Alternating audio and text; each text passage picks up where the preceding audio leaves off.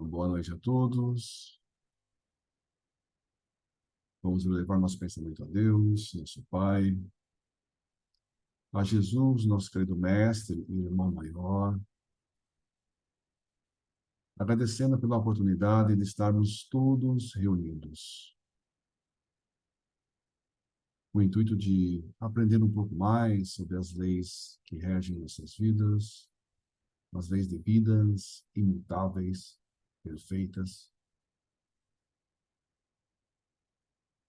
agradecendo pela oportunidade de estarmos reunidos nessa casa, nesse centro espírita, mesmo distantes fisicamente, mas unidos em um só pensamento. Possamos compreender bem a lição dessa noite, agradecendo ao Mestre Jesus pela oportunidade de estarmos evoluindo nesse planeta, com toda a ajuda, com todo o auxílio, com toda a inspiração. Obrigado, Mestre, por tudo. Ilumine nós todos nessa reunião. Pai nosso, que estais nos céus, santificado seja o vosso bendito nome. Venha a nós o vosso reino. Seja feita a vossa vontade, assim na terra como nos céus. O pão nosso de cada dia dá-nos hoje e sempre, Senhor. Perdoa-nos, Senhor, nossas dívidas, assim como nós perdoamos aos nossos devedores. E não nos deixeis cair em tentação, e livra-nos de todos os males, porque o teu é o reino, o poder, a glória e a misericórdia. Graças a Deus.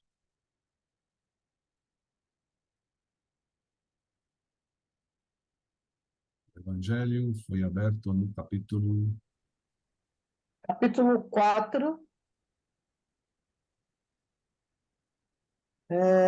Deixa eu ler direito aqui, porque ninguém pode ver o reino de Deus se não nascer de novo.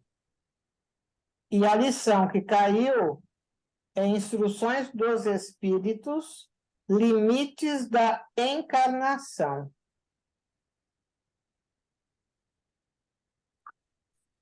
Okay.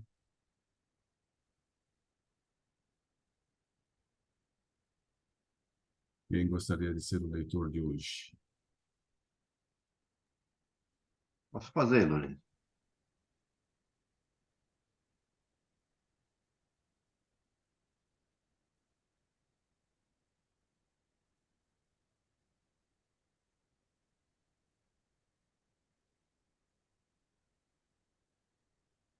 Vamos começar. Caso número 5. Caso número 5. Um casal jovem, belo, sadio, disposto de todos os ingredientes necessários à felicidade terrena, teve uma criança normal sobre todos os aspectos, exceto quanto ao cérebro.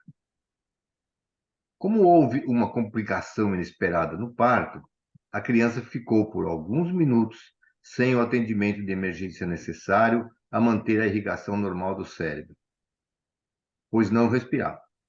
Ingressou na vida sem o controle do corpo físico e, principalmente, dos sentidos indispensáveis ao intercâmbio com a realidade material deste mundo. Ficou isolado no seu íntimo, sem os canais de comunicação com a vida exterior. Não vê, não ouve, consequentemente, não deverá aprender a falar, a não ser por algum prodígio da tecnologia da engenharia médica do futuro. A tomografia computadorizada do cérebro revela exígua quantidade de massa encefálica. É uma situação realmente dolorosa. Pai e mãe, jovens e bonitos, fortes, se questionam por quê? Os avós sofrem de invencíveis mágoas. Por quê? Porque teria a fatalidade ou o destino decidido dessa maneira cruel aspectos tão importantes para cada uma das pessoas envolvidas? O avô, médico competente, do melhor gabarito profissional e humano, lamenta não ter podido interferir no dramático momento da crise. Teria talvez conseguido salvar o cérebro do neto. Isso o deixou literalmente arrasado. A pedido de um dos familiares, consultamos nossos amigos espirituais. Esta entidade, escreveu o espírito, está em processo de ressarcimento de graves problemas kármicos, está bem, mas está bem e apareceu aqui está bem consciente de seus problemas e limitações. A lei divina é igual para todos, os que creem e os que não creem. Que os pais não se revoltem nem se sintam culpados. Cada espírito é herdeiro de si mesmo. É claro que familiares da entidade não estão sendo vítimas da fatalidade, que não existe, senão na palavra. Pais e familiares estão todos no mesmo processo. Recolhem hoje como filho alguém de ontem, levaram ao suicídio, causando as lesões perispirituais, que agora se plasmaram no corpo físico. Não rejeitem a aprovação. Amem e ajudem a entidade quanto puderem. Conversem com ela. Falem-lhe sempre de quanto a amam. Ela ouve e compreenderá, embora tenha os canais de comunicação do corpo físico lesados. A entidade não quer se sentir como um entrave ou elemento de constrangimento para a família. Visitada por nós, fez um apelo. Peçam-lhes que me ajudem. Eu me sinto muito só. Portanto, que todos tenham a alegria de submeter-se à vontade de Deus. Vários amigos espirituais avalistas da atual encarnação da entidade estão dando o necessário apoio. E os pais estão conscientes porque foram para isso consultados e aceitaram a tarefa. Agradecemos todos a sabedoria e misericórdia divinas que mantêm sempre abertas as portas do recomeço e da reabilitação. Que a oportunidade seja utilizada pelos pais para que estudem, meditem e busquem um pouco além das limitações dos cânones religiosos. Cada espírito sabe onde está a verdade. Basta procurar que a encontrará. O atual avô tudo fez no passado para tentar salvar a vida da entidade, sem o conseguir. Muito sofreu, porque muito a amava, foi seu único filho. Por isso, carrega até hoje a frustração, sentindo-se culpado. A entidade e a que hoje lhe é avô foram muito ligados, né, no passado pelos laços do amor. Além dos aspectos conhecidos do doloroso drama, lê-se mais nas entrelinhas como se pode observar.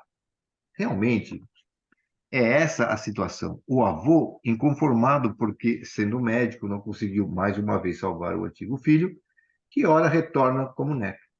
O pai, um pouco mais otimista e conformado, enfrenta com bravura a situação e oferece espontâneo carinho ao filho. A mãe sente-se duramente atingida, o que é compreensível, pois foi na intimidade do seu organismo que se formou, com todo o seu amor, o pequeno ente que nasce tão bloqueado. A tendência da família é a de atribuir o problema a um descuido imperdoável do médico que fez o parto. Mas a visão que temos através dos espíritos sugere coisa diferente. Ainda que possível influência tenha acarretado a falta de atendimento imediato, a criança custou a ser reanimada.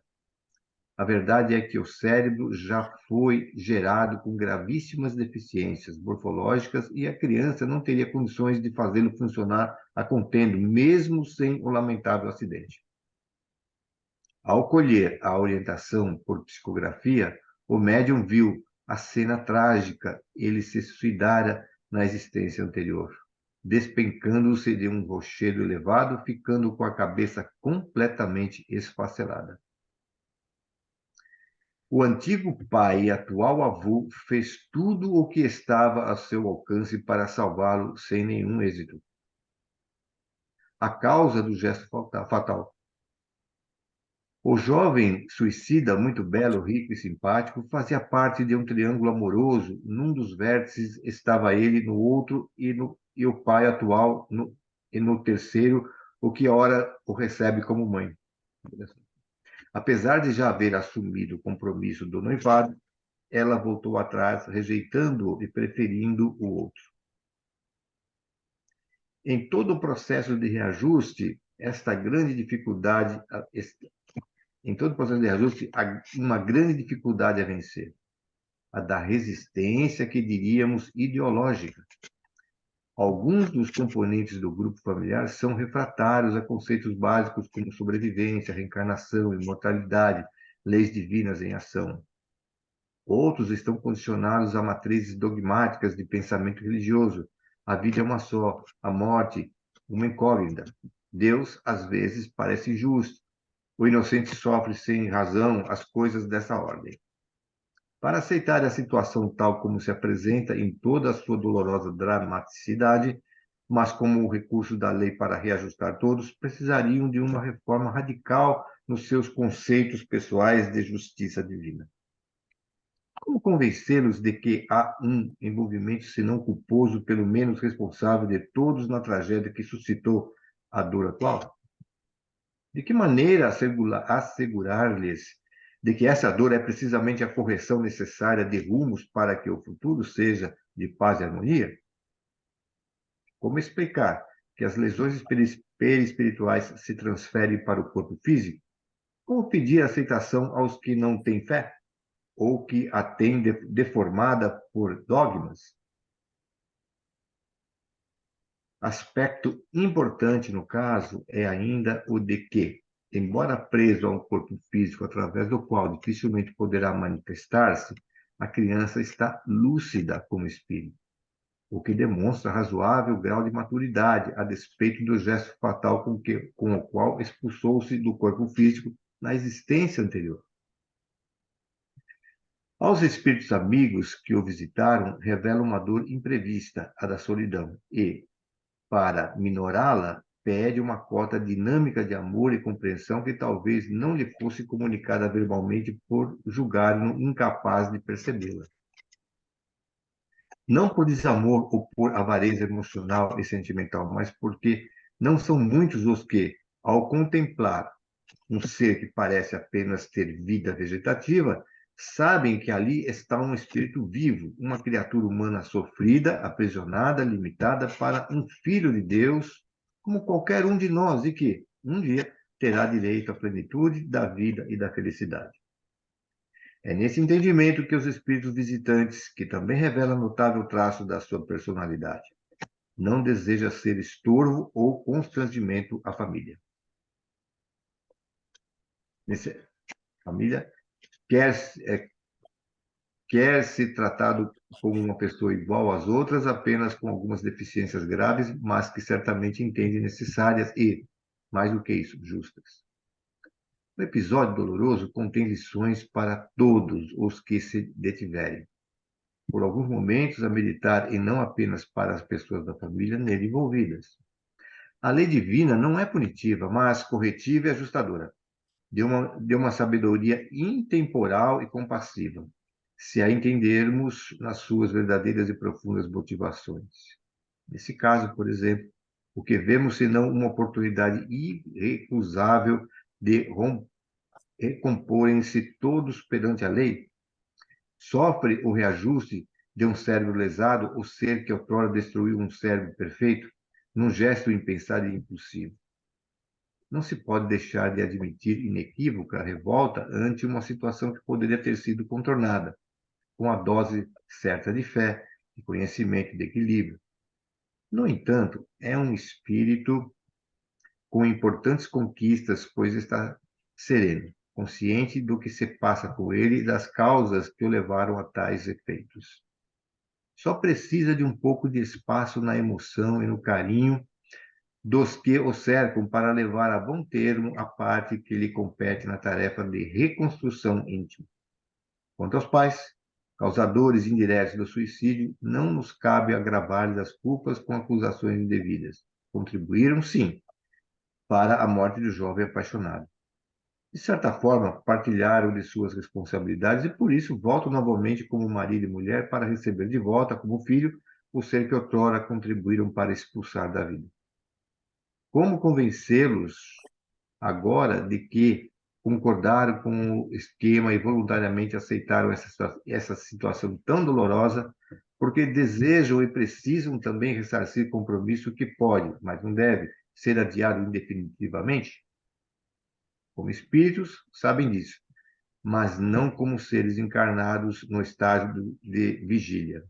No fundo, podem perguntar-se: que mãe ou pai aceitaria receber espontaneamente um filho com deficiências tão graves? Está certa essa lei, se é que existe alguma nesse sentido? Realmente é difícil, mas, como costumo dizer, em tais situações, tanto faz creiamos ou não. Essa é a realidade. O melhor mesmo é aceitá-la, ainda que provisoriamente, com todas as ressalvas e reservas, mas como possibilidade. Um dia chega a desencarnação e todos irão conferir essa realidade inquestionável.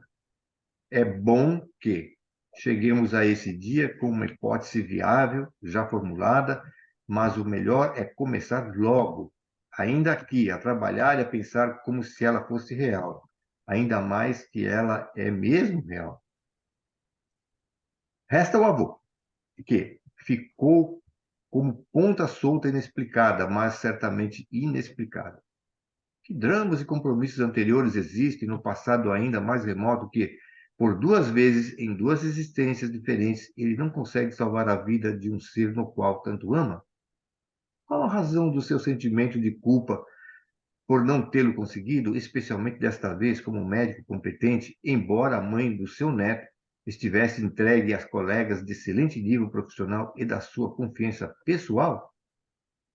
E isso não ficamos sabendo, mesmo porque não nos compete jamais estar a especular os problemas por mera curiosidade. Os espíritos revelam apenas os elementos necessários à elucidação das questões suscitadas e ao encaminhamento de algumas sugestões, que é o objetivo da orientação. Podemos, contudo, formular uma hipótese perfeitamente viável no contexto desse drama pungente. É provável que, em tempos mais remotos, o antigo pai ou atual avô tenha, por imprudência sua ou algum impulso passional, por mais de uma vez, aliás, contribuído para que o neto atual haja perdido sua vida, que tenha sido até possível salvá-la e não quisesse fazê-la. Hipóteses, meras hipóteses, mas compreensíveis dentro do que as leis costumam nos demonstrar repetidamente. Isso, contudo, nos levaria para um outro terreno especulativo mais amplo ainda. Por que a atual criança deficiente se colocaria como vítima sucessiva de tantos desacertos? É certo que também tem seus compromissos pessoais, pois não há sofrimento inútil e inocente. O remédio da lei só é dado ao que está doente da alma. E, se vem o remédio, é porque há doença que pode e deve ser curada. Por isso tudo, é tão rico em lições vivas o trabalho mediúnico desempenhado com seriedade e devotamento. A vida é um movimento encadeado de episódios, na sequência inexorável de causa e efeito. Novas causas, novos efeitos, ação e reação, dentro do ciclo erro, culpa, sofrimento, até que, errando menos, haja menos culpa e doses menores de dor. Um dia, sem erros, não haverá mais culpas a resgatar e, portanto, estarão extintas as dores. Para sempre. É por isso que vivo a repetir: não é inteligente errar. E é por isso que dizem os espíritos repetidamente que a inteligência deve desenvolver-se harmonicamente com a moral. Antes de ser vivida, a paz tem que ser pensada inteligentemente. Assim, é o trabalho de orientação. Raramente sabe o médium do que se trata, nos seus pormenores e nas suas consequências. Não que para ele aquilo tudo seja apenas um nome ou endereço. Ali está uma pessoa humana, angustiada e sofrida, às vezes desesperada mesmo. Eis aí o trabalho mediúnico na sua pureza total. O médium é apenas um canal de comunicação através do qual um espírito, muitas vezes desconhecido, se dirige a um ser encarnado igualmente desconhecido, usando expressões e veiculando informações de que o médium não tem a menor ideia do que realmente significa para o destinatário. E, no entanto, Verdadeiras transformações e retomadas são conseguidas sempre que a pessoa se convença de que não há soluções mágicas. A conquista da paz se fará pelo trabalho pessoal, a vigilância, o comportamento adequado perante as desobedecidas, mas não iludidas leis divinas. Tão simples de entender e, ao mesmo tempo, tão difícil de praticar. Por isso, lamentava a querida Ivone o desinteresse de tantos médios pelo trabalho de orientação, para o qual bastam 1 hora ou 2 por semana. Uma só dor que se consiga minorar, uma só lágrima que seja enxugada, um único sorriso que volte a iluminar um rosto sofrido seria uma recompensa generosa para toda uma vida. Cada vez que se elimina uma dor, uma lágrima ou se acende um sorriso, o mundo fica um pouco melhor do que antes. Uma informação antes de encerrar este capítulo. Às vezes, espíritos encarnados ligados a esses casos de orientação são levados ao grupo mediúnico para tratamento ou diálogo. Foi assim no caso do qual transcrevemos a carta, onde uma senhora agradecida tem uma comovida palavra de gratidão e afeto pelos que tiveram a alegria de socorrer. Não sabemos que critérios são adotados pelos espíritos para isso e nunca os questionamos. Basta saber que, se o trabalho foi trazido, é porque precisa ser feito com o mesmo coração aberto de sempre. De outras vezes, são levados espíritos que estão exercendo pressões dolorosas sobre as pessoas que apenas solicitam fossem seus nomes incluídos no caderno de prece do grupo. Se podemos estender as mãos para ajudar alguém, para que perder tempo com as perguntas ociosas e indiscretas?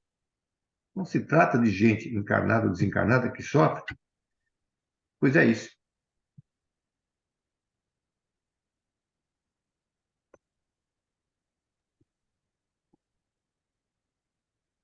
Então, aí ele está descrevendo, né, mais um caso de uma família, né, que pediu orientação espiritual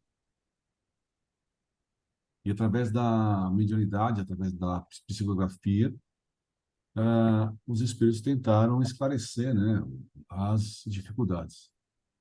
A gente sabe que, né, tudo tem uma razão, no acaso não existe.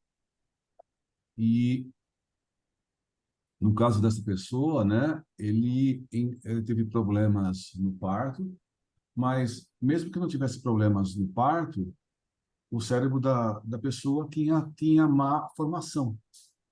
Então, na verdade, apesar dos pais serem saudáveis, tem um filho que tem uma dificuldade, não consegue se comunicar com o meio externo, não consegue falar, não consegue escutar, ele escuta, mas não consegue se expressar. E e as pessoas, os familiares, tentam achar um culpado, né? E sempre um culpado externo. Ele está dizendo aí que o culpado não foi o médico. O médico, apesar de ter tido algum probleminha no parto, o culpado é realmente a reencarnação, né, desse espírito em outras vidas. E as pessoas, né, os pais, os avós, né, eles estavam, né, o grupo estavam juntos e tinha algum grau de responsabilidade sobre o suicídio desse rapaz que reencarnou. Não, eles não causaram o suicídio, mas estavam envolvidos, né? E esse envolvimento faz com que as pessoas, né, os pais, por exemplo, se sentissem com vontade de ajudar essa pessoa que cometeu suicídio. Então, antes de reencarnar, né, ter um filho numa situação com uma certa deficiência, com uma certa habilidades, eles foram, vocês aceitam receber o espírito tal que suicidou e tal, vai reencarnar numa situação complicada? Aí eles aceitam, né? Então é realmente uma coisa que você assume a responsabilidade antes de encarnar. E a gente, quando reencarna, esquece das coisas, e fica falando aí e tal, e agora, por que que eu vi isso? O que aconteceu comigo? E tudo mais. Ele está dizendo aí sobre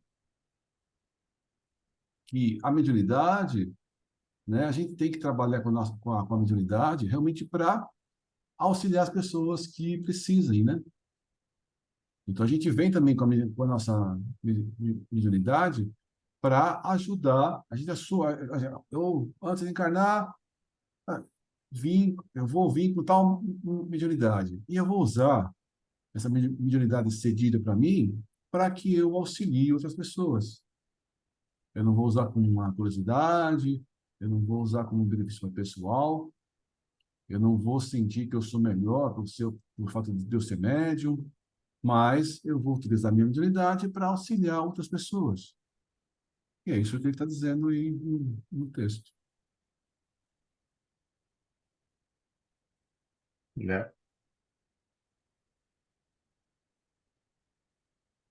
Às vezes também eu fico imaginando que nós, seres humanos encarnados, né? Não vou nem falar dos espíritos, é porque nós temos uma mania, assim, de julgar. Por que que eu estou falando isso, né? Porque logo os pais disseram assim, mas por que Deus fez isso comigo, né? Por né? E fica toda aquela questão que você não consegue entender, né? E acha que tem que as leis, que eles não mereciam isso daí, nada, né? E leva para essa situação inconformista, né? Mas aí a pergunta vem assim, né? Tá bom, eu recebi um filho com essas deficiências, né? O que me resta fazer? O que me resta fazer?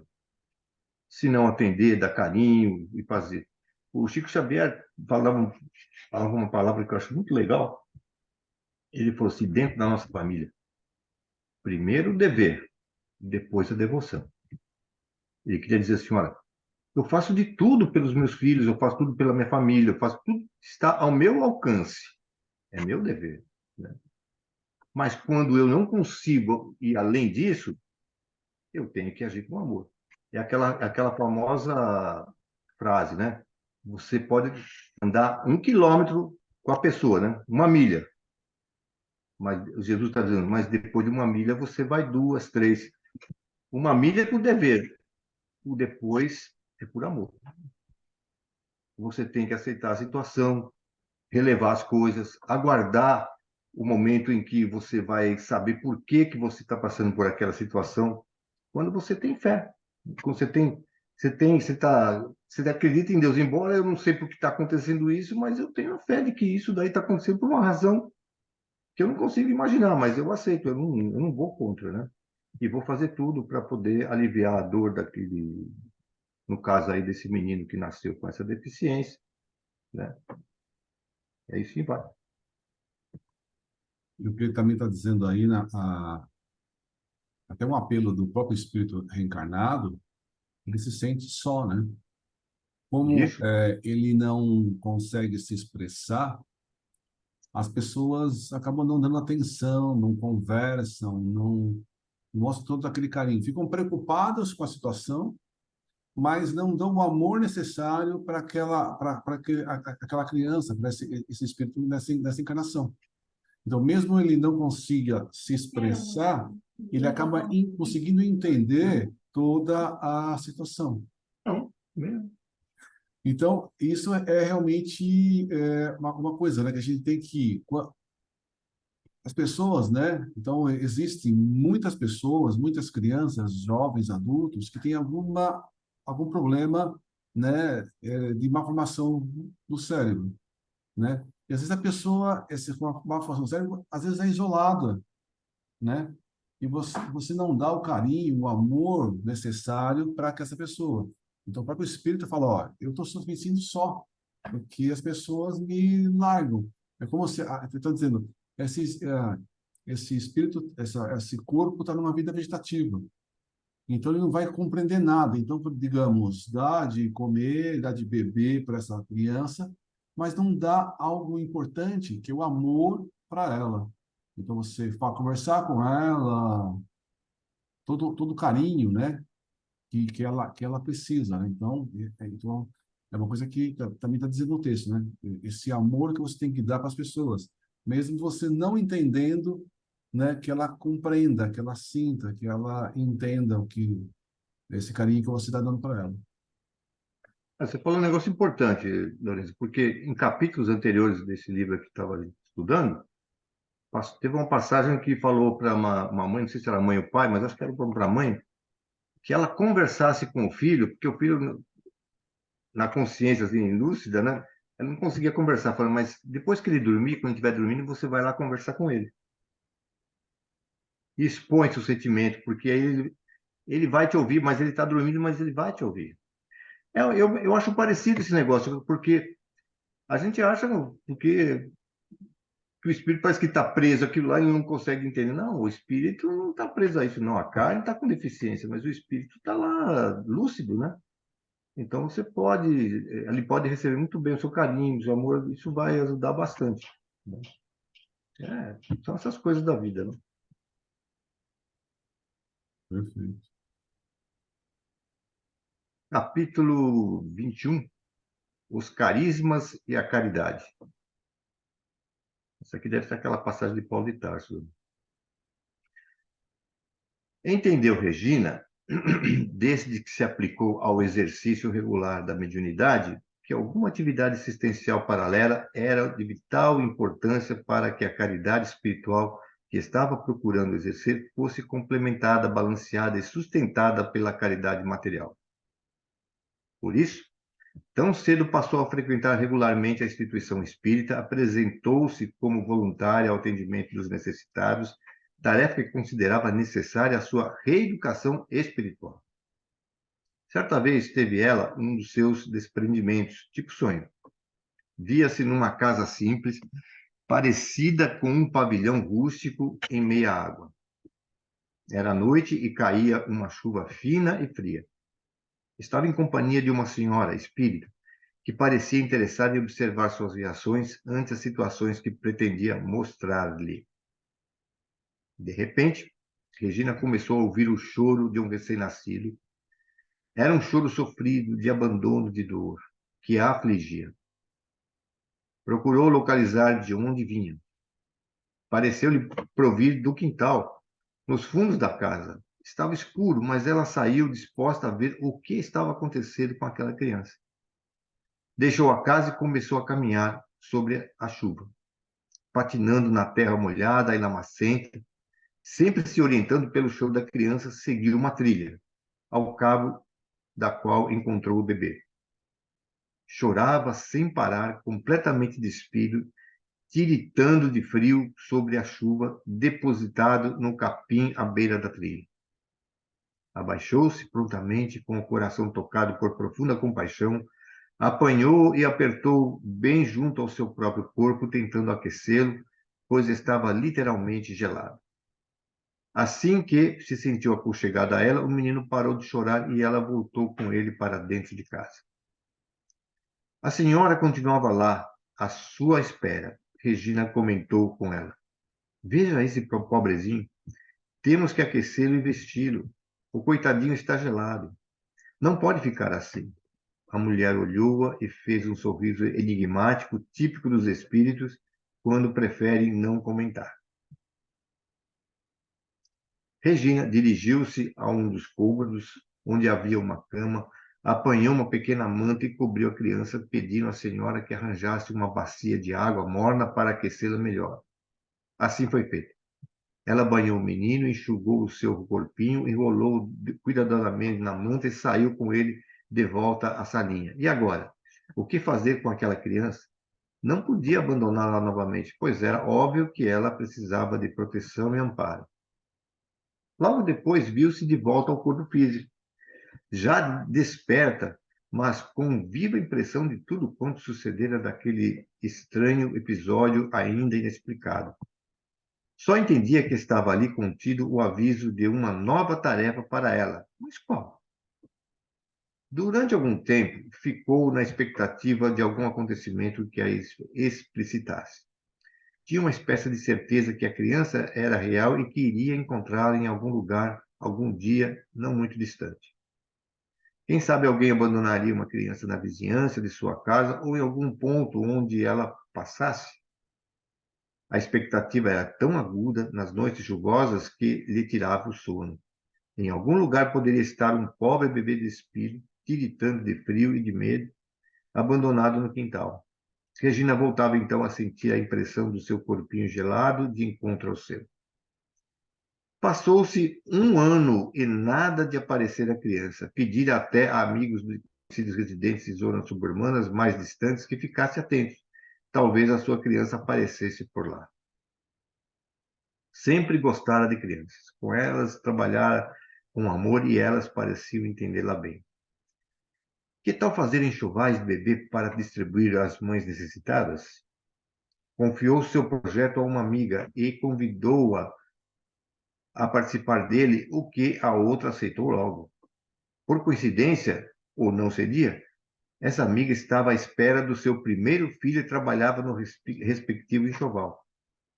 Além do mais, durante toda aquela semana caiu uma chuva fina e fria lá fora. Parece que esses eram os sinais físicos e aparentes da tradução do simbolismo das imagens para a realidade da vida física. Prontamente deu-se início à atividade, e enquanto Regina costurava o primeiro casaquinho de flanela, relembrava as dramáticas cenas de um ano antes, durante o desprendimento.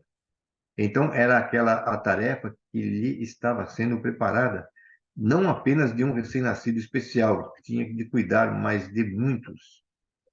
Cabia vesti-los, protegê-los, amparar-lhes, de certa forma, a família nos primeiros passos que dariam neste mundo. Logo, o amigo espiritual lhe confirmou a decifração do que lhe parecera um sonho incongruente. Diz ela que, naquela noite e chuva, conseguiu dormir em paz, pois agora sabia o que fazer. Era só atender ao apelo de Cristo em Mateus 25:36. Estava nu e me vestistes. Assim começou a tarefa. Nunca foi um trabalho preocupado com estatísticas e com qualidades. Imaginou-se para isso uma filosofia algo diferente. Em vez de dar o mínimo possível, mais para o lado da exiguidade do que para a necessidade, a ideia foi a de que proporcionar o suficiente para um bebê de família pobre. Em lugar de 3 ou 4 fraldinhas, 3 camisinhas e umas poucas peças, mais os enxovais preparados, constam de mais de 50 peças, o mínimo considerado indispensável. As camisinhas são de diferentes tamanhos para acompanhar o crescimento da criança e até os 4 ou 5 meses. O objetivo é proporcionar aos pais algum fôlego, até que possam comprar suas peças avulsas para renovar o enxovalzinho inicial. Ainda é pouco, mas não se poderia fazer muito diferente disso, não apenas por dificuldades materiais, mas principalmente por suas limitações de saúde. Outra divergência está na qualidade do material. A maioria das pessoas acha que, sendo para pobre, qualquer coisa serve, e por isso elas compram material de qualidade inferior, o mais barato possível, que, às vezes, se desfaz das primeiras lavagens. As fraldas são de tecido grosso e áspero, ou feitas de retalhos de vários tipos de fazenda, muitas vezes impróprias, duras e quentes demais. Regina coloca as coisas da seguinte maneira. Primeiro, quanto mais pobre a mãe, melhor deve ser a qualidade do material distribuído. A mãe que dispõe de recursos pode dar-se ao luxo de comprar sem preocupação e durabilidade, porque, estragando-se a peça, está em condições de substituí-la. A mãe necessitada não. Ela só tem aquele. Vai usar e lavar inúmeras vezes, o tecido tem que ser de boa qualidade. Segundo, tanto a mãe milionária como a remediada, a pobre ou a indigente, experimentam o mesmo tipo de emoção e carinho e desejam que o que é melhor possa ser conseguido para os filhos. Se pudessem as mais pobres, as roupinhas seriam bonitas e enfeitadas, bordadas com rendas e etc. A única diferença entre elas é que algumas podem realizar um sonho do conforto, outras muitas não o podem. Muitas vezes a criança está para nascer dentro de alguns dias e a mãe não dispõe de uma só fralda ou peça de roupa. nada. Não por desleixo ou imprudência, mas porque não tem mesmo condições de adquiri-las. Além disso, entende Regina com justeza que a pele de um bebê pobre é tão sensível e delicada quanto a de um rico. Porque não deve, pois, a sua roupinha ser a melhor possível? Em suma, os enxovais são mesmo caprichados como se fossem para o seu próprio filho. O material comprado é de boa qualidade, as peças são costuradas com os mesmos amor e zelo de sempre, mantendo-se um alto padrão de qualidade. Cada criança que recebe um desses enxovais, e ao escrevermos isto já somos mais de uma centena, é um pouco de Regina e de sua amiga também. Há críticas, por certo, ante a impossibilidade de agradar a todo mundo. Houve quem sugerisse vender as peças com aquele fino acabamento de boutiques e comprar, com o dinheiro obtido, o material mais barato, em maior quantidade, mesmo em sacrifício da qualidade, a fim de atender a maior número de bebês, mesmo porque o velho argumento de sempre, gente pobre não repara qualquer coisa séria. Além do mais, acrescenta, eles não sabem mesmo cuidar, logo, logo isso estará mal lavado, encardido, manchado, estragado. Regina não se deixa convencer por esses argumentos. Se as peças vão ser maltratadas, paciência. E os enxovais continuam a ser produzidos com capricho invariável. Caberá à mãe manipulá-la como entender, mesmo porque não vamos dar um presente e ficar vigiando para ver como é que a pessoa vai cuidar dele. A intenção pode ser boa, mas as pessoas que pensam dessa maneira estão aparentemente mais preocupadas com a estatística. Então, estão mais atentas à quantidade do que à qualidade. Doutrinariamente, uma curiosa maneira de raciocinar. Suponhamos que amanhã uma dessas pessoas vá renascer em família paupérrima e precise de um enxovalzinho feito e doado por mãos caridosas. Serve qualquer coisa porque pobre não repara? Claro que serve. Mesmo porque a pobreza é tão extrema, às vezes, que não dá sequer para recusar a mais mísera das oferendas. Mas é certo que um enxoval melhor costuma produzir curiosas situações, como veremos. Regina obstinou-se por sua filosofia de trabalho. Preferia vestir bem 10 crianças do que remediar ou mal vestir 20. Quanto às outras 10, também há espaço para eles no seio imenso de Deus. Como dizem os chineses, é melhor acender uma vela do que ficar maldizer a escuridão. O trabalho de Regina e a sua velhinha acesa. Alguns a serem verdadeiros holofotes, ótimo. Outros nem riscam fósforo, paciência. Cada um sabe de si e dá conta dos seus atos à lei maior.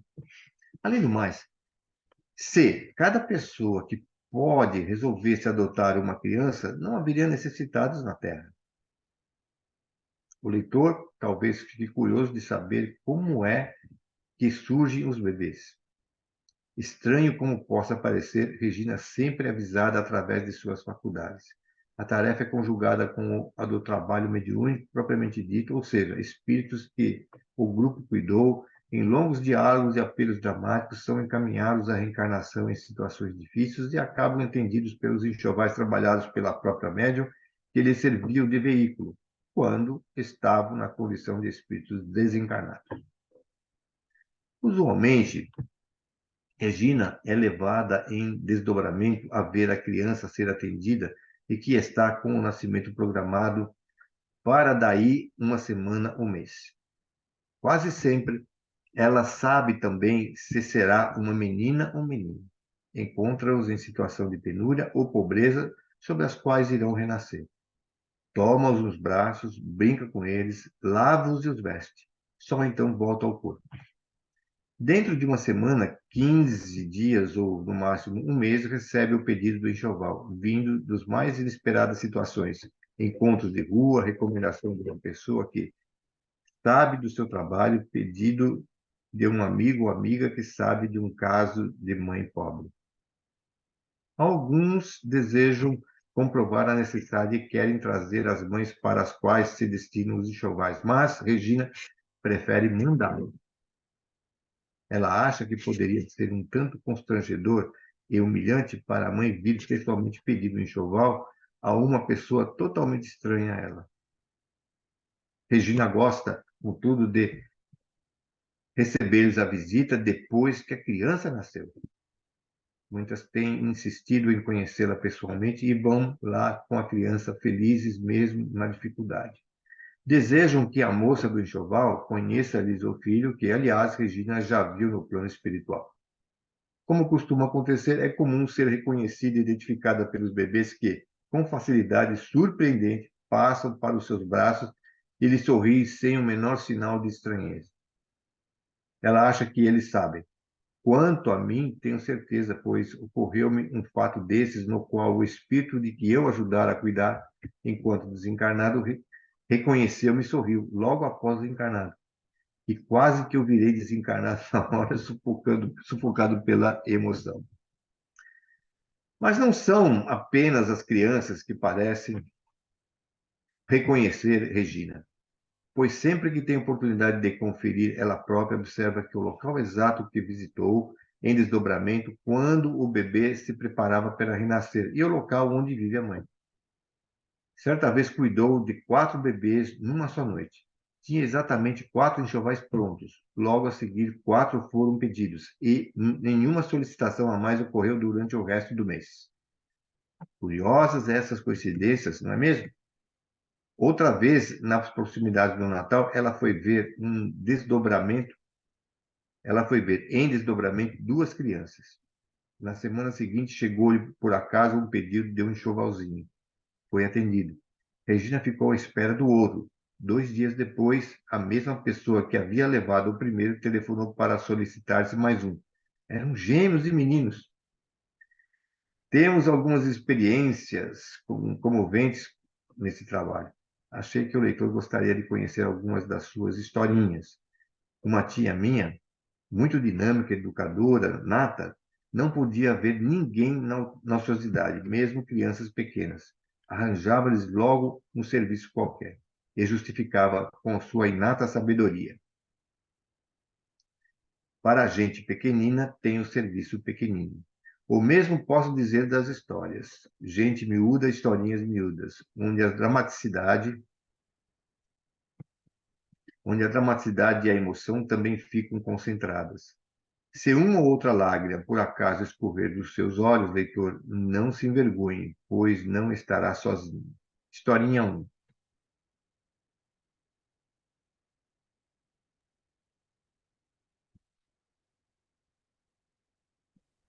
Tá dizendo aí sobre, né, o trabalho, né, que a própria Regina desenvolve, né, de caridade.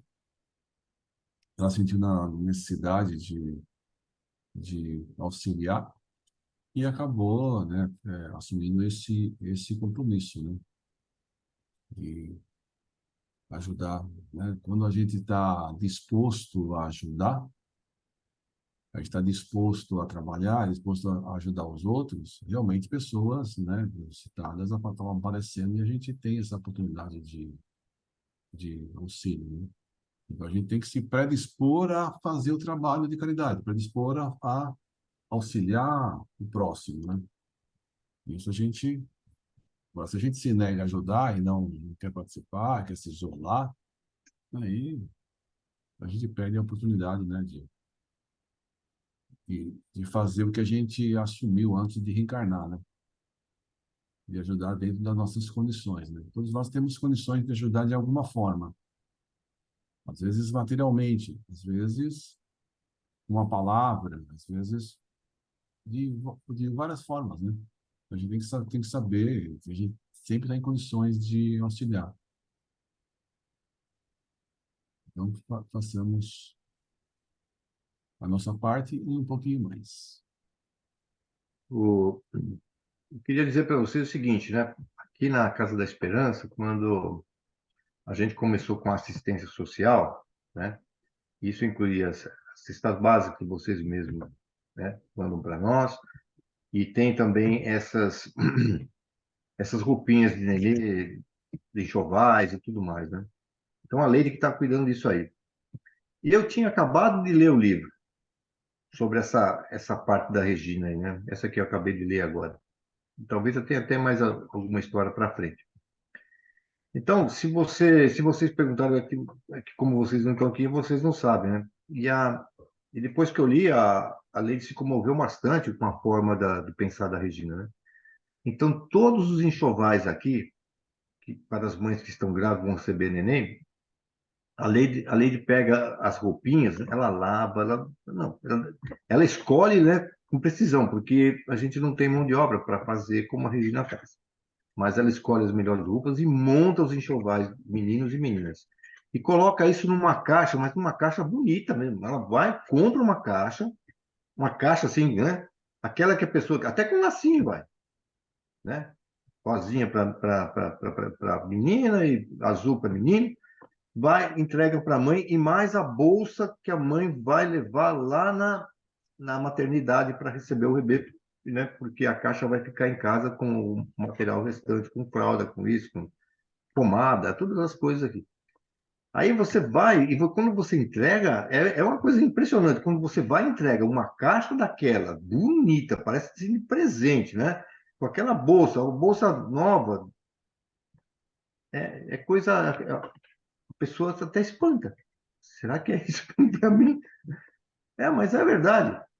E todas as vezes que as mães ficam aqui, vão receber neném, a lei providencia dessa maneira, muito parecido com o que a Regina faz. Ela só não produz as peças, né? Mas ela faz isso justamente porque, quando eu li esse livro aqui, eu li esse capítulo para ela, ela ficou bastante emocionada e ela segue a risca isso daí. Vamos lá, historinha 1. A senhora pediu, uma senhora pediu um enxoval para uma pessoa de seu conhecimento, e que, tendo já 8 filhos, encontrava-se em dificuldades à espera do nono. O marido, desempregado há meses, acabara cedendo à pressão das dificuldades e da frustração de não ter como dar de comer aos seus filhos, começou a beber, com o escasso dinheiro que conseguia nos biscates. E porque bebia, passou a maltratar a mulher e as crianças. O nono filho era esperado para o fim daquele mês, que mal começava. Assim que a mulher soube que o enxoval já estava com a sua conhecida, foi buscá-lo. Os problemas eram os mesmos de sempre, mas ela não sabia, não fazia carga sobre o marido desorientado. Dizia que ele não era mau e que tomava aquelas atitudes violentas por causa da bebida e bebia pelo desespero de não encontrar emprego. Ao abrir o pacote com o enxoval, foi uma surpresa em surpresa. E não se conteve e começou a chorar, sem nada dizer. Ficou tão emocionada que saiu sem agradecer, porta fora.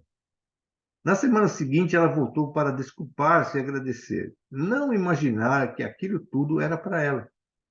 Nunca sonhara ter um enxoval tão bonito para o seu filho, para o filho seu. Estava realmente feliz. Quando o marido chegou, ela foi mostrar-lhe o régio presente, peça por peça. Ele estava perplexo e olhava com certa desconfiança. De quem é isso? Perguntou. Quando ela explicou que era deles mesmo, ou seja, para o filho, o comentário foi simples e eloquente. Impossível. Onde teria ela conseguido aquilo? Presente de quem? Para seu filho? E tudo isso e dado por uma pessoa que nem se conhece? Quer dizer que a bondade existe mesmo? Comovido, envergonhado mesmo, tomou naquele momento uma decisão inesperada. Nunca mais iria beber. E cumpriu a palavra. Renascia nele também a esperança quase certeza de que agora iria conseguir o emprego, ainda que modesto. Esse foi, portanto, o enxoval que reacendeu a chama da esperança e expulsou sombras que envolviam um lar pobre e desalentado.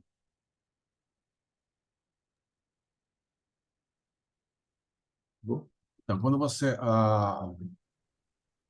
pessoas acabam tendo expectativas negativas, né, ruins, né, quando muitas vezes, né, as pessoas acabam doando, né, coisas de má qualidade, ou mesmo coisas que até estragadas, né? Então a gente já recebeu já várias vezes, né? O pessoal fala, eu tenho coisas para doar. Na verdade, a pessoa não tem coisas para doar.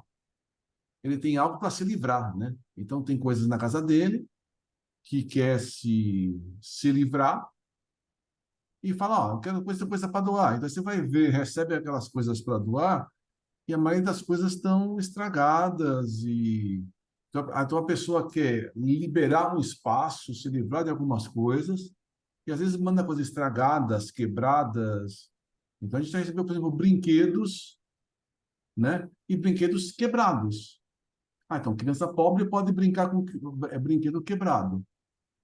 Quando uma criança, uma mãe, um pai recebe coisas boas de qualidade, realmente você pode fazer com que a pessoa se sinta mais alegre, mais feliz e possa se sentir valorizado a ponto de mudar de atitude, né?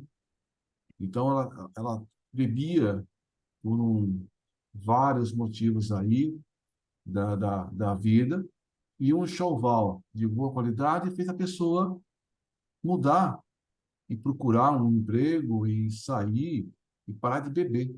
Então, a gente tem que realmente pensar nisso, né? A gente tem que pensando, doar pensando, estou doando para Jesus, estou doando para um filho meu, doando para alguém querido, né? Ajudando alguém. Então, tem que fazer todo o trabalho que a gente faz, tem que fazer com muito amor, né? E não fazendo, né? Dar um dinheirinho, uma roupinha, ou qualquer coisinha para a pessoa sair da nossa frente e liberar a nossa visão para ver das coisas ruins, né? Eu não quero ver coisa ruim. Então, sai pobre da minha frente. É isso que a gente tem que tomar cuidado com nossas atitudes.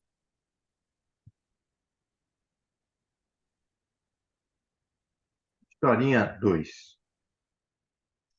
Esta começou a ser contada pela faxineira que trabalhava uma vez por semana em casa de Regina.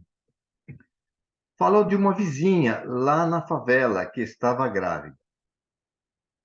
E como se parecem os quadros da miséria.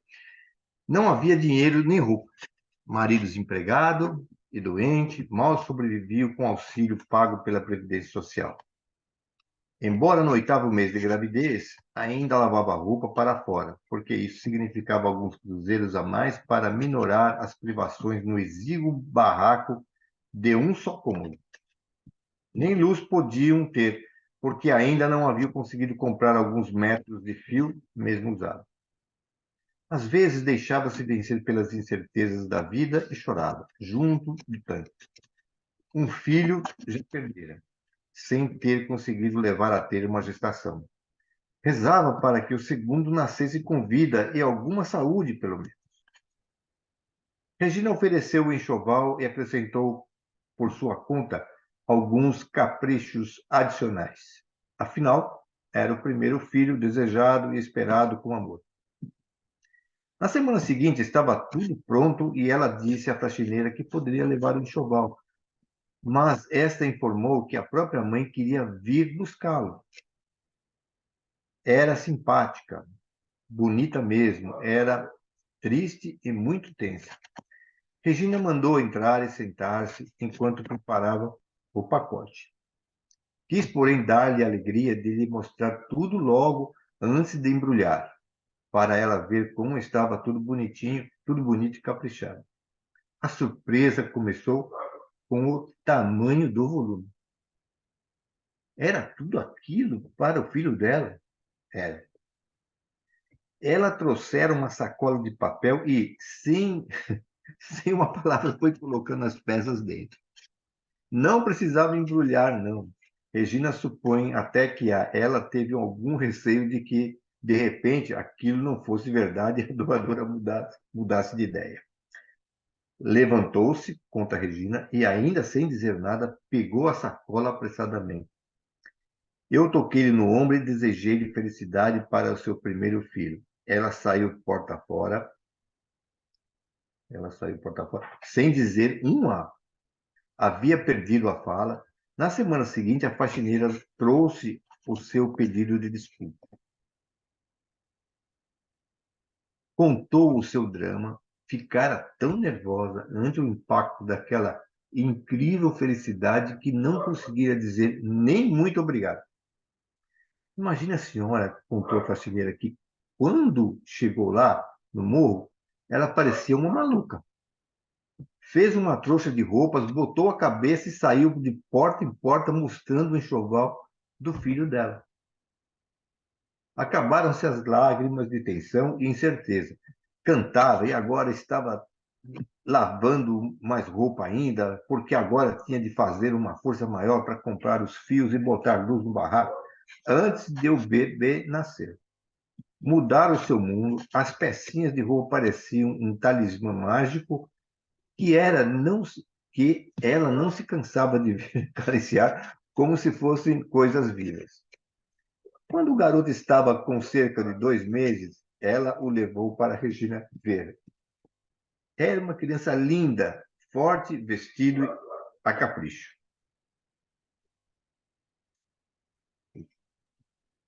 É outro exemplo que da pessoa agradecida muda de pensamento, né?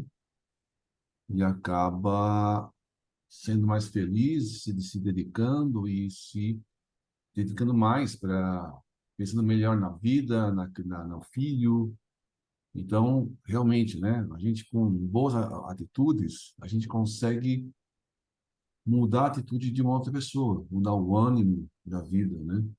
Uma pessoa que está desesperada e você vai lá e ajuda, você levanta o ânimo e ela se sente mais disposta a enfrentar as dificuldades da própria vida, né? Então, você tem que realmente ser bons exemplos para a gente seguir.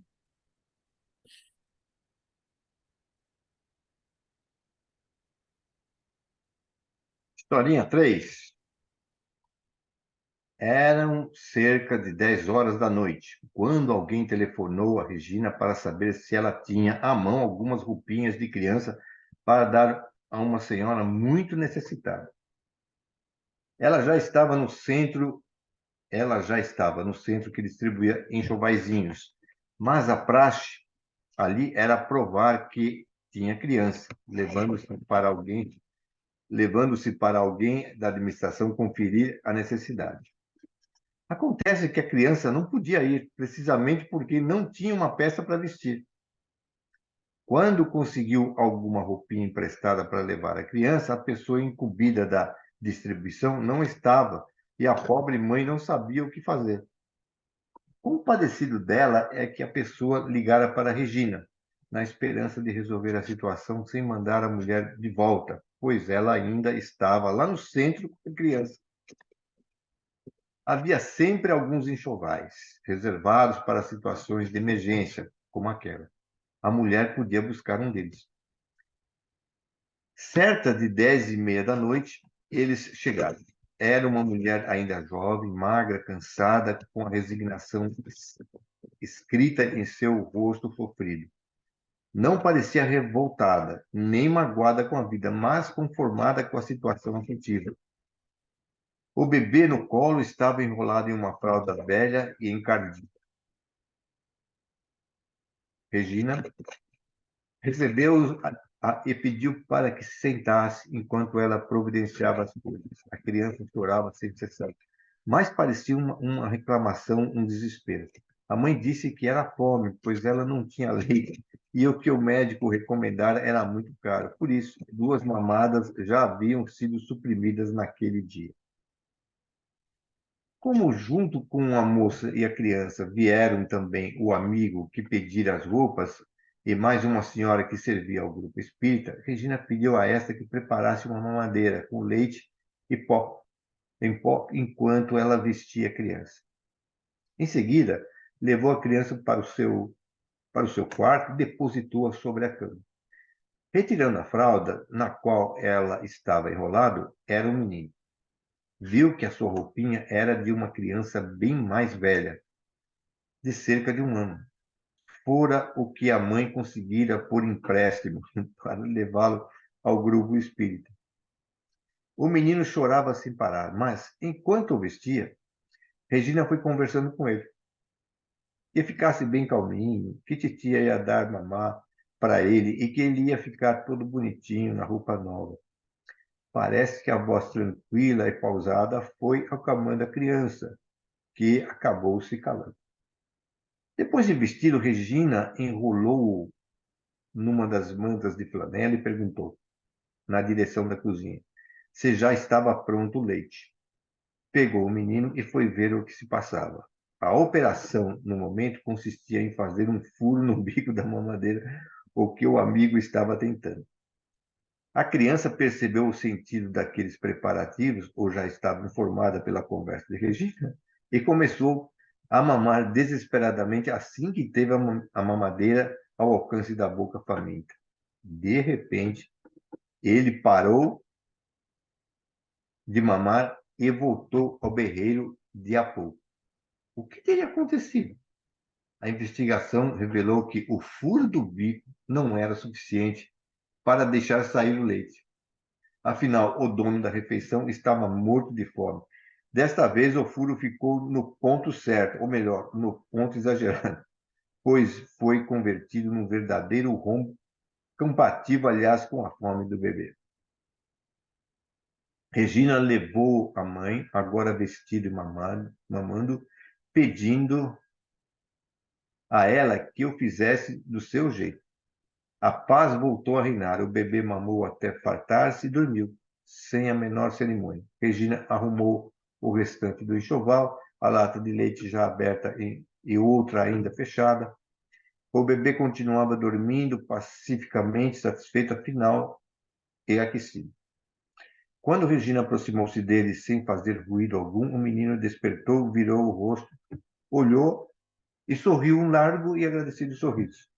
Ela acariciou-lhe a cabecinha e lhe disse baixinho: Então, hein?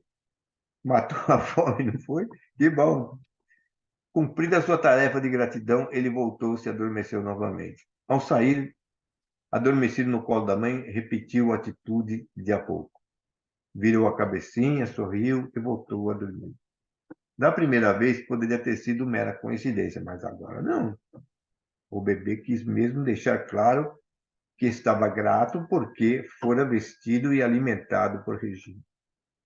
Mas ainda não estava encerrado o ritual da gratidão. Como era tarde e o portão de entrada do prédio estava fechado à chave, Regina teve de descer com os seus visitantes. Na última despedida junto ao portão, novamente, o garoto repetiu o seu gesto e o seu sorriso, que Regina nunca mais esqueceu. Se o leitor pensa que isto é exagero, deve ler o livro da doutora Wambach, Vida Antes da Vida, Livraria Freitas Bastos, que fala das emoções dos recém-nascidos quando já adultos são hipnotizados e regredidos. Ali está um ser vivo, inteligente, humano, que só não tem como articular as palavras porque ainda não preparou o seu cassete. Eu mesmo já tive mais de uma dessas experiências. Certa vez visitei uma senhora que, com os filhos já adultos, resolveu tomar uma recém-nascida para criar. Essa criança vivera um desses dramas traumáticos de abandono e rejeição. Agora estava num lar seguro, sem riqueza, mas farto, amoroso e tranquilo. Por alguns momentos que fiquei junto dela, falei-lhe baixinho que agora ela estava protegida. Graças a Deus que tudo acabara bem e que não se preocupasse mais, pois tudo iria dar certo. Quase morri de susto. A criança me olhou profundamente e fez um esforço dramático para falar. Falava, contudo, com os olhinhos expressivos, as feições agitadas, a boquinha trêmula, com a qual não conseguiu expressar o que desejava. O que mais me comoveu, no entanto, foram umas pequenas lágrimas que eu vi nos olhinhos dela. Ou será que eram minhas?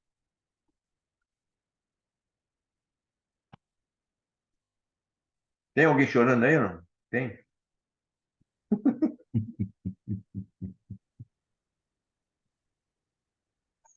Realmente as histórias são comoventes. E realmente, né, quando você ajuda alguém, né,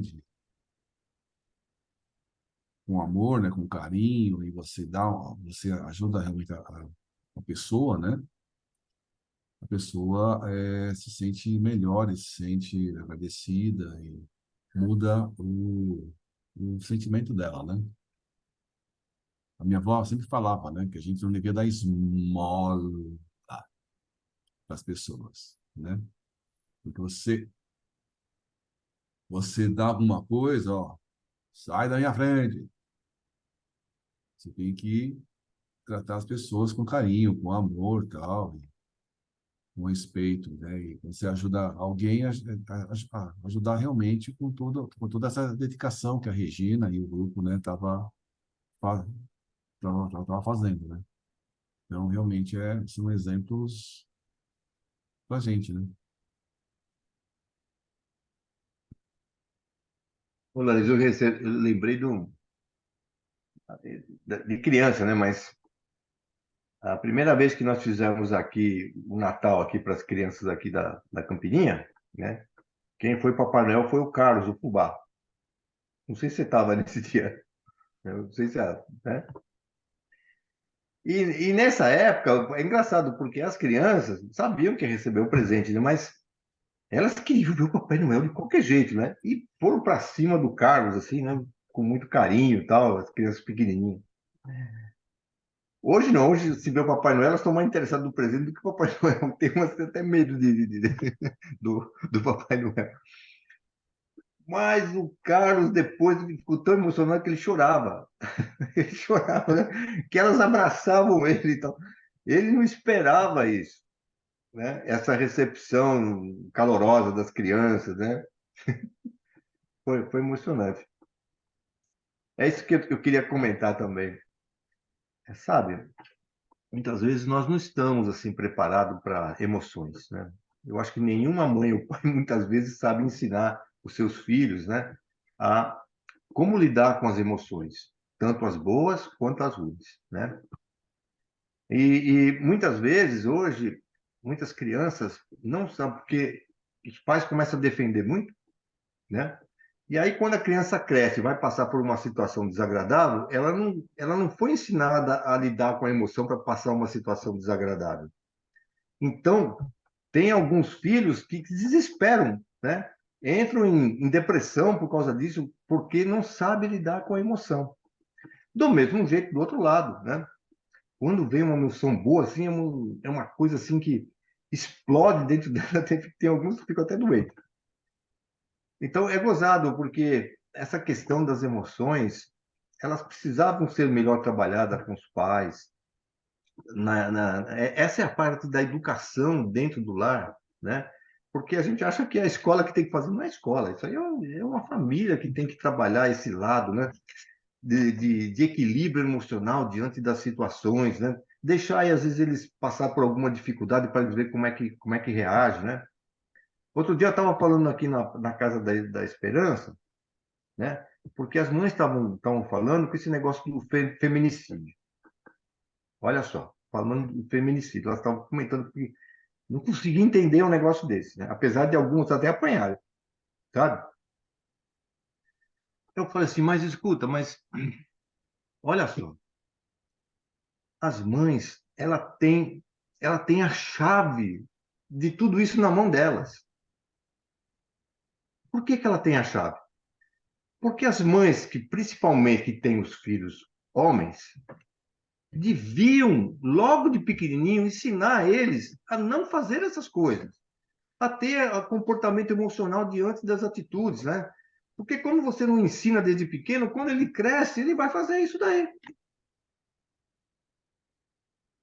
Então, elas têm a chave na mão, né? Na verdade, depois, as mulheres acabam sofrendo as consequências por causa que uma mãe não soube ensinar os seus filhos a ter o equilíbrio diante de uma emoção, como é que você faz para passar por isso, por aquilo direitinho, né? Essa é uma realidade. Então, hoje você vê aí que o que tem de feminicídio, não sei, que agora também a divulgação é muito maior, né? Eu acho que sempre teve. Mas, na verdade, o negócio é um negócio estranho, porque você tem como ensinar os filhos, né? E você não, se você esquece, ou então você fica adormecida com as coisas, não acha que isso é importante, quando o menino cresce, ele passa por uma coisa desse, ele tem ciúmes, ele vai matar, ele vai porque acha que a esposa ou que a mulher é dele, não é de outro, essas coisas que não dá para a gente aceitar, né? Às vezes até compreende, mas você vê, uma educação dentro do lar é tão importante para uma harmonização de uma vida social, né? Que falta muito, né?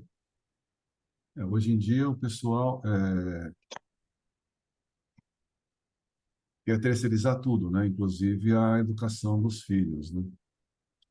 Então, durante a pandemia, né, muitas famílias, né, falaram: eu não aguento mais meu filho aqui em casa, abre logo essa escola para eu passar o meu filho para a escola. Como é que você aguenta, né? Então, imagina uma mãe com um, dois, três filhos, né?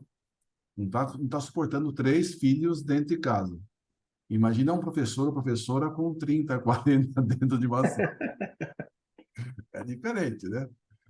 Então, uma- então uma coisa hoje você tem que ensinar os seus filhos a respeitar o próximo, tal. Já teve casos assim da professora, tal, falar: ó, o seu filho não tem educação, não respeita, tal. Aí a mãe fala assim: ó, não sei o que fazer. Se você quiser bater, bate, porque eu já perdi a minha esperança. Então, na verdade, né, dentro de uma escola, você passa o conhecimento, né? Você pode até passar por umas regras de respeito e tal, mas a parte moral mesmo, os pais têm que fazer a parte deles, né? Então, o que acontece se você não dá um exemplo de criança, depois de adulto, é complicado, né? Então, tem, por exemplo, muitos pais abandonados pelos filhos. Às vezes, às vezes o pai tem até muito dinheiro, né? São pessoas que têm condições financeiras, mas dá tudo material e não dá a parte de educação moral. Aí, no final da vida, eles precisam ser tratados, aí, ó, bem, vamos internar o velho aí, deixa ele lá do asilo e para de me pentelhar em casa. Então, a gente tem que pensar realmente nessa educação moral, né? Educar os nossos filhos para poder Aqui tem enfrentar a um vida, né? caso, Leonardo. Porque, e às vezes tem muito esse negócio de você proteger o seu filho numa redoma, ele não sabe lidar com a realidade, né? E às vezes na primeira dificuldade da vida, ele acaba se perdendo todo, né? É o Sem caso dúvida. do exemplo aqui das histórias, né? A pessoa estava noivo, perdeu o noivado e se matou. Eu tenho um primo, por exemplo, que pareceu uma coisa parecida. Ele é muito inteligente, ele tem um QI lá em cima, ele é elevadíssimo. E então tudo que ele conseguia, tudo que ele queria, ele conquistava. Então ele era sempre o melhor aluno da sala, ele prestou vestibular aonde ele quis, ele passou, né? Prestou USP, passou, se formou na faculdade, um dos melhores alunos lá, tal.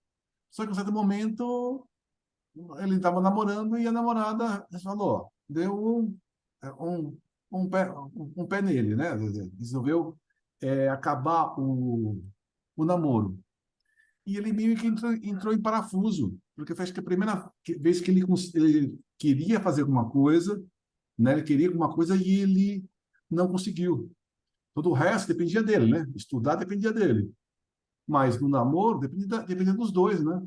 Por algum motivo ela não quis continuar o namoro e ok. Mas essa frustração mexeu muito com a cabeça dele. Ele está bem, está vivo, tá nada de suicídio. Mas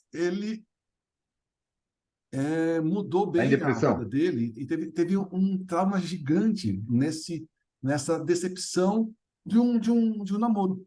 Então, realmente, às vezes a gente não está preparado para enfrentar as dificuldades. E às vezes são dificuldades pequenas, né? A É, gente a acha que é uma Érica, coisa absurda. a Érica, que eu acho que talvez você conhece, a Sônia conhece, a Ângela também, a Érica aqui, que é professora, a Érica do Joel. Ela é professora, né? Ainda dá aula ainda.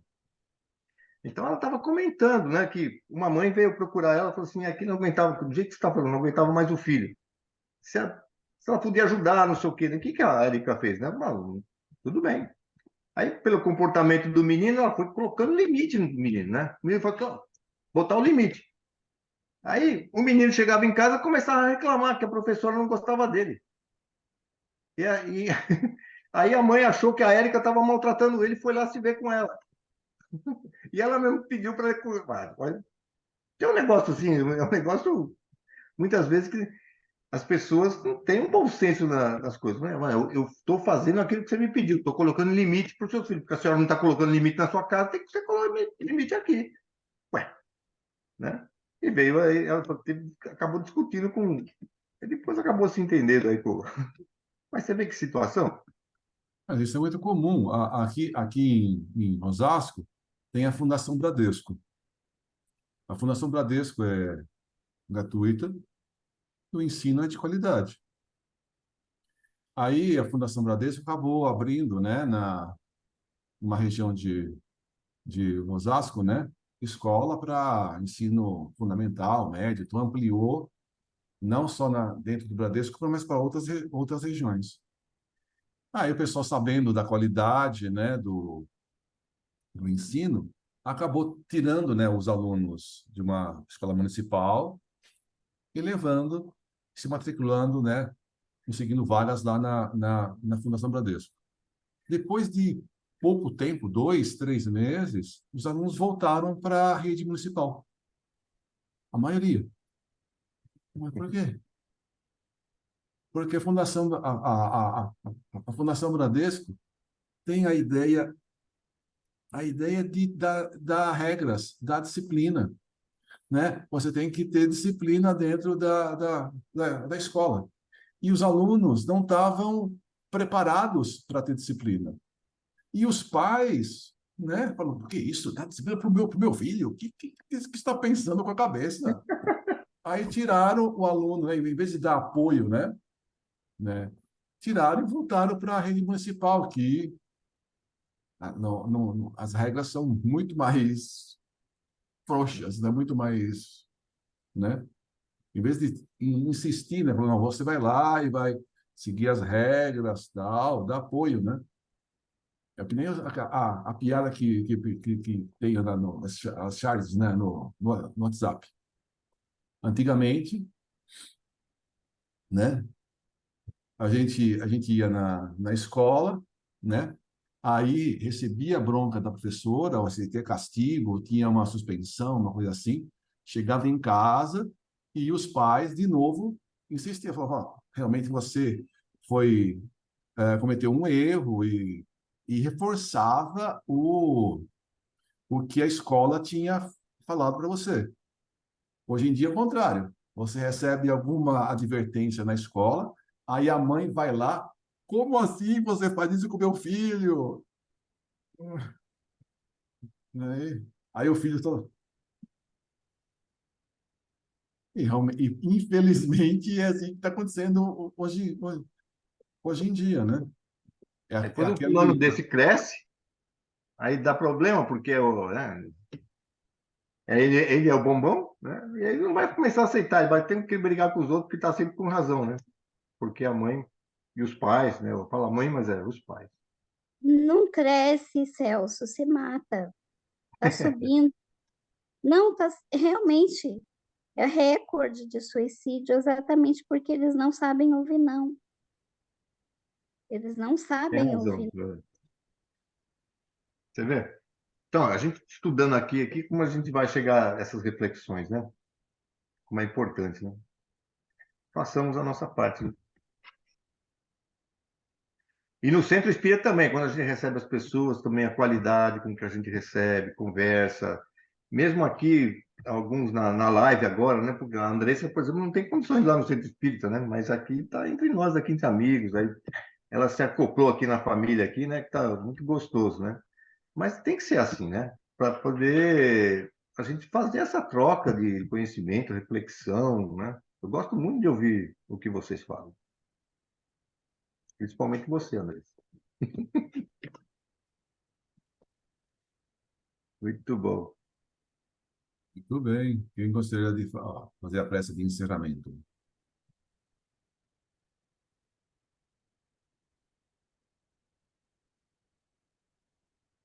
Faz, Sônia. Ela faz uma prece linda. Aí, ó, agora eu não vou nem saber mais. Vai sim. Pega a Ai, colinha aí, pega a colinha. É, não tem muito mistério, né? O que a gente tem que fazer é só agradecer. Agradecer a Deus, nosso Pai, ao nosso querido Mestre Jesus, por ter a oportunidade dessa convivência amorosa, com tanta benevolência dos nossos irmãos espirituais, que nos inspiram, que nos ajudam a entender as coisas como devem ser entendidas e que nos faz guardar cada vez mais em nossas consciências tudo aquilo que ouvimos e correlacionar com fatos acontecidos em nossa própria vida, que hoje podemos compreender de uma maneira mais efetiva, mais correta. E por isso nós agradecemos e pedimos a Deus que nos permita sempre essas oportunidades, que possamos estar sempre juntos cada vez mais e com entendimento cada vez mais favorável para que isso aconteça, para que possamos elevar o nosso espírito e de todos aqueles que nos rodeiam, não com palavras, mas com exemplos, exemplificando tudo aquilo que entendemos, sem querer ser mais e nem menos do que somos, levando tudo aquilo que sentimos da maneira mais correta possível. E assim nós agradecemos e dizemos: Pai nosso que estais no céu, santificado seja o vosso nome. Venha a nós o vosso reino, seja feita a vossa vontade, assim na terra como no céu. O pão nosso de cada dia dai-nos hoje, o pão da matéria e principalmente o pão espiritual. E que nós possamos cada vez mais estar juntos e fazer com que isso se torne cada vez mais real. É isso. Graças a Deus. Muito Muito bem, que assim seja. bem. Roberto, quer falar uma boa evidência? Me lembrou muito da infância, né? Que na infância tinha Nossa Senhora, depois tinha Nossa Senhora de Fátima, Nossa Senhora, tem um monte de Nossa, né? Nossa Senhora. E, e na evidência que apareceu minha irmã bem no alto, né? E a luz dela era totalmente diferente. E me lembrou muito na infância de uma santa que eu via muito, chamava Santa Gema, né? E ela tinha assim o pintor, quem esculpiu a santa, né? Era de uma mistura de tinta muito rica assim, né? Era muito bonita aquela pintura. E a santa essa entidade que apareceu bem no alto, né? Sempre junto ao Brasil, né? Essa irmã sempre está junto ao Brasil. Então ela iluminava muito bem e eu lembrei muito dessa cor da luz, né, que ela emitia, que era aquela santa que eu via na infância em vários lugares, né? Então é interessante que eles iluminam bastante e o gozado é que os espíritos eles olham bem, parece com uma certa preocupação de não deixar escurecer, né? Não deixar que perca aquela luz. Então, eles irradiam, mas sempre preocupados em não deixar nada que intervenha nessa vibração. E é uma vibração muito bonita, ela é um prateado misturado com pelourizado, né? É muito bonita a cor, né? e fica assim uma proteção muito boa, sabe? Muito sadia. Você se sente bem, você se sente leve junto desse brilho que é emitido no mundo espiritual. Porque eles não vão. Não adianta nem mostrar os outros lados, né, gente? Porque os outros lados lá tá muito sofrido, né? As coisas horríveis. Então, eu fico até contente em ver esses brilhos, só tá bom, porque se for ver o resto do mundo, tá muito triste, né? Então, foi isso que eu vi. Tudo bem. Bom.